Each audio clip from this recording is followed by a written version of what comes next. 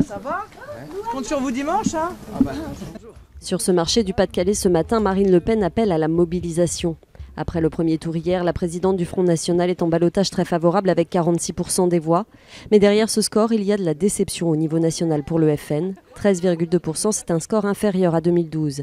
C'est aussi 8,5 points de moins que le résultat de Marine Le Pen au premier tour de la présidentielle. Je préfère toujours faire plus, évidemment. Nous résistons par rapport à 2012, mais il est évident que ça marque quand même une pause dans une très très forte progression systématique que nous avons enregistrée dans les 5 dernières années.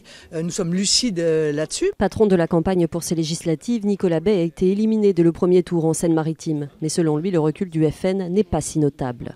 On fera l'analyse de ce qui a bien fonctionné et ce qui a moins bien fonctionné dans ce cycle électoral de 2017. Mais indéniablement, les résultats de la présidentielle ont marqué une nouvelle étape de progression du Front National. C'est vrai qu'on aurait pu espérer se tasser moins fortement au premier tour des législatives, même si nous résistons beaucoup mieux que les autres partis.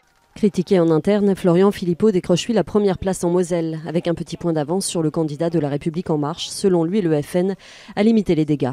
Plutôt comparé par rapport à la même élection, c'est-à-dire la dernière élection législative, nous avons perdu 500 000 voix du fait de la participation qui a baissé, mais je fais remarquer que les Républicains ont perdu plus de 3 millions de voix et le Parti Socialiste 6 millions de voix.